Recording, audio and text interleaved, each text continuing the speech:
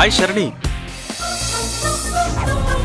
మొన్న నీ చెల్లెలు మా ఇంటికొచ్చి నీకు పెళ్లి సంబంధాలు చూస్తున్నారని చెప్పింది. మీ ఇంట్లో నా గురించి చెప్పకపోవడం అనుమానానికి గురి చేస్తుంది. సారీ, ఆఫీస్లో పని ఎక్కువయ్యి చెప్పలేకపోయాను.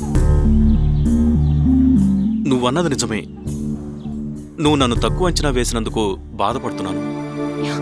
నన్ను ప్రేమించినట్లు ఎందుకు నటించావు?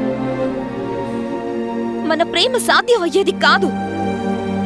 మీ వాళ్ళు అడిగినంత కట్నం మా వాళ్ళు ఇవ్వలేరని చెప్పాను. నాకొచ్చే కట్నం డబ్బుతో మా చెల్లి పెళ్లి చేయాలని మా అమ్మ నాన్నలు ఆశపడ్డ మాట నిజమే. సమయం చూసి మా అమ్మకు నేనే ఈ విషయం చెప్తాను. నన్ను కాదని నువ్వెవరిని పెళ్లి చేసుకున్నా నేను ఈ ప్రపంచంలో ఉండను. ఏయ్, అమ్మ ఒప్పుకోకపోతే నువ్వు అన్నట్టుగా మనం ఇటైనా పారిపోయి పెళ్లి చేసుకుందాం, సరేనా? మొన్న మా బంధువుల అబ్బాయి దుబాయ్ నుంచి వచ్చాడు. నన్ను పెళ్లి చూపులకి కూర్చోపెడతారని అనుకుంటుంటే పరిస్థితులెంత విషమించినా మనం విడిపోయే ప్రసక్తే లేదు. నాకు నీ సాన్నిధ్యంలో జీవితాన్ని గడపడం తప్ప వేరే ఏ కోరికలు లేవు. నువ్వు ఇంకేమీ ఆలోచించకుండా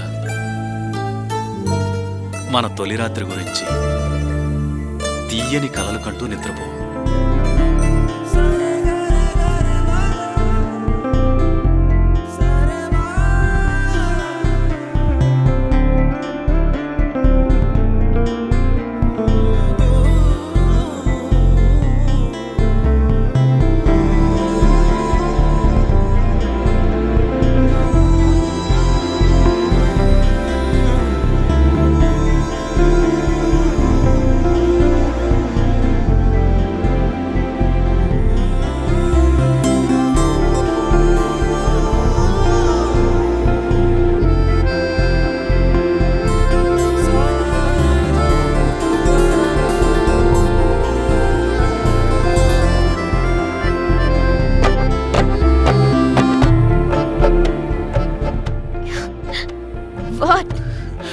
ఈ రోజు నువ్వు చాలా అందంగా ఉన్నావు.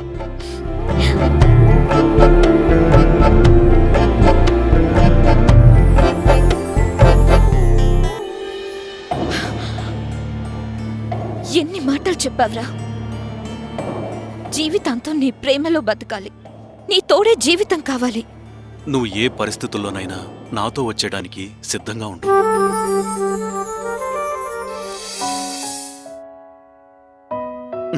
నిన్ను ఆఫీస్కు తీసుకురావడం నాదిరా తప్పు. టెన్షన్లో ఏం మాట్లాడుతున్నానో అర్థం కాలేదురా. నీకోటి చెప్పనా మామా? అరే, నేను వద్దన్నా చెప్తావు కదరా, చెప్పు. ప్రతి ఒక్కరి లైఫ్లో టెన్షన్ కామనే మామా. అంతెందుకు, బాహుబలి సినిమా రిలీజ్ కాకముందు కట్టప్ప బాహుబలిని ఎందుకు చంపాడు అని అందరూ టెన్షన్ పడ్డారు. సినిమా రిలీజ్ అయిపోయింది, టెన్షన్ పోయింది. అలాగే నీ కథలో కూడా ఫ్రీ లైఫ్ దొరుకుతుందిరా. నువ్వు నీ సినిమా పిచ్చి. మామా, నేను చెప్పేది వినరా. మూసుకుని పదరా. అది కాదు మామా. పదరా.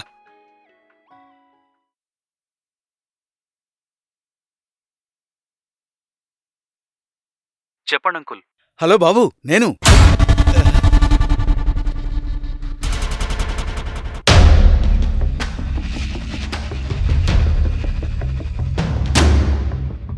అలాగే అంకుల్.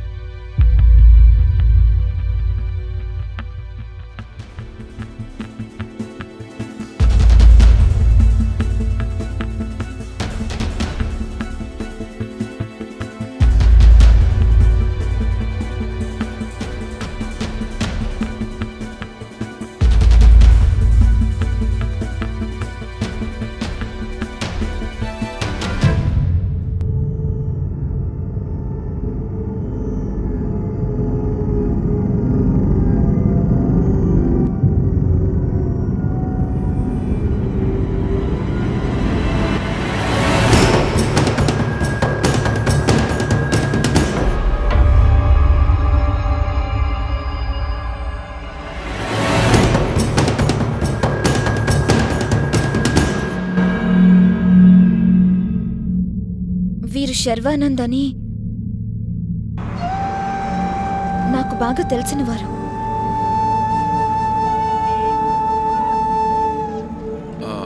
హాయ్.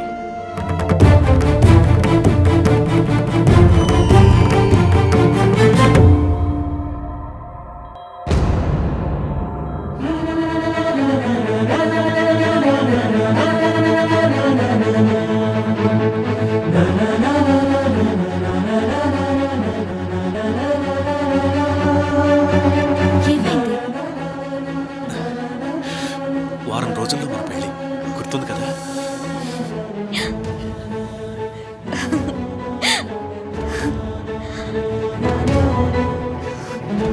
ఓకే, నేను బయలుదేరతాను. బాయ్. బాయ్.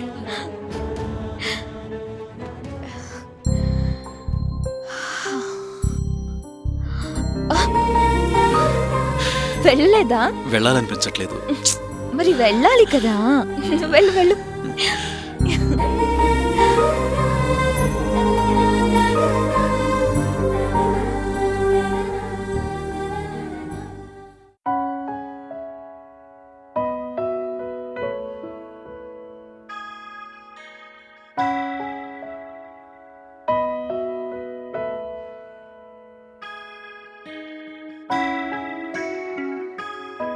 త్వరగా రెడీ అయ్యిరా, నీకోసం కింద వెయిట్ చేస్తుంటాను. యా.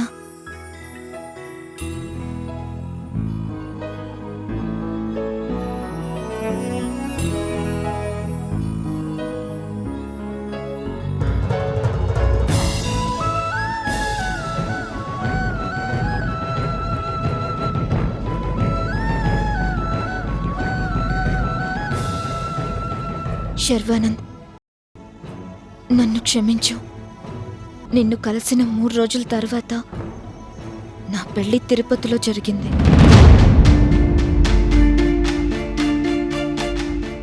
ఈ న్యూస్ నీకు తెలిసుండకపోవచ్చు. ఈ పెళ్లికి ఎలా ఒప్పుకున్నాననే నీ ప్రశ్నకి నిజాయితీగా ఈ లెటర్లో చెప్తున్నాను. రోజు అందంగా అలంకరించుకోవాలని, మెడ నిండా రకరకాలుగా నగలు ధరించి అద్దంలో తనివి తీరా చూసుకోవాలనుండేది.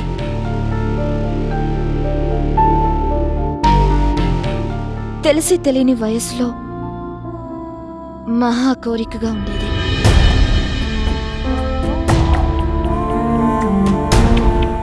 ఆ కోరికలన్నీ నాతో పాటు పెరిగి పెద్దవైపోయాయి.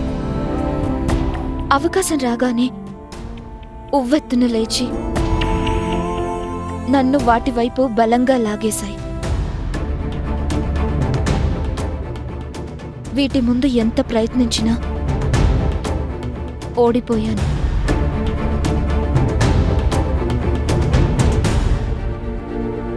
ఈ రోజుల్లో నేనే కాదు, ఏ అమ్మాయి ముందున్నా కథలో సినిమాల్లో చూపించినట్లు కాకుండా తనకి జీవితంలో ఎక్కువ భద్రత, ఎక్కువ సౌకర్యం ఉన్న చోటునే వాస్తవ జీవితంలో స్త్రీ ఆశిస్తుందని ఏ అమ్మాయి అయినా ఇలాగే అనుకుంటుంది.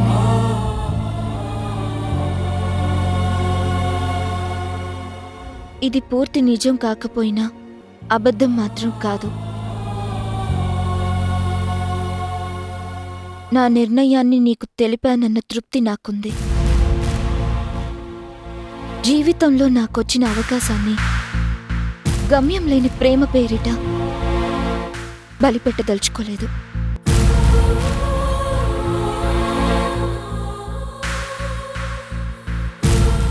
నన్ను క్షమించు.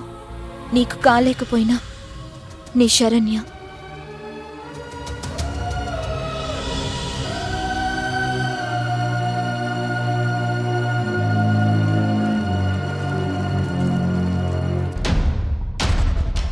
నీలాంటి అందమైన అమ్మాయిని వశం చేసుకోవాలనుకున్నాను.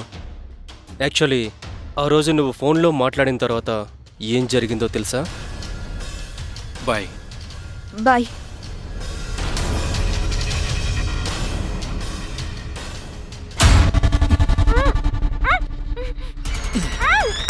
డాడీ, డాడీ డోర్ తీయండి డాడీ. పిచ్చి పిచ్చి వేషాలు వేసావంటే ప్రాణం తీస్తాను.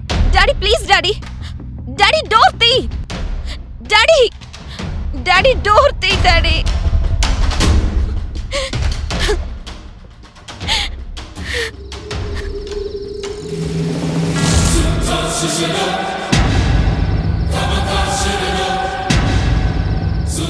చూడు, ఎట్టి పరిస్థితుల్లోనూ ఇది నేను చేసినట్టు నీ కూతురికి తెలియకూడదు, అర్థమైందా?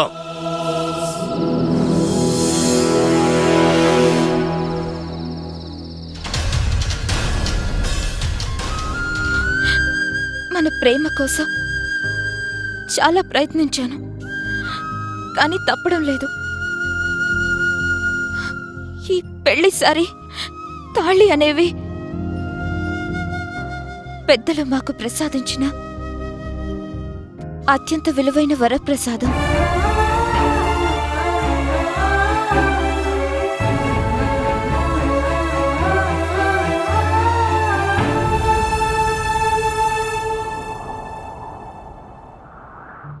ప్రేమ దూరమైతే అది జ్ఞాపకం అవ్వాలి. బాధతో బరువెక్కిన హృదయంతో ప్రేమగా ప్రేమించడానికి నా జీవితం నాకు నచ్చినట్టు లేకపోవచ్చు, కానీ ఏదో ఒకరోజు నాకు నచ్చినట్టు మారుతుంది. అందరూ ప్రేమిస్తారు, కానీ చాలా కొద్ది మందికి మాత్రమే జీవితం మొత్తం ప్రేమించేవాళ్ళు దొరుకుతారు. ఎప్పటికైనా అమ్మాయిలు మనసు విప్పి మాట్లాడరు. మాట్లాడితే అది జరగదని వాళ్లకు తెలుసు. అందుకే చెప్పరు. మనమే అర్థం చేసుకోవాలి. జీవితంలో మనకున్నది ఒక టైం మాత్రమే. ఒకానొక సందర్భంలో అది కూడా తక్కువ ఉందని తెలుసుకోవాలి. మీ మునిస్వామి. కథ, స్క్రీన్ ప్లే, మాటలు, దర్శకత్వం.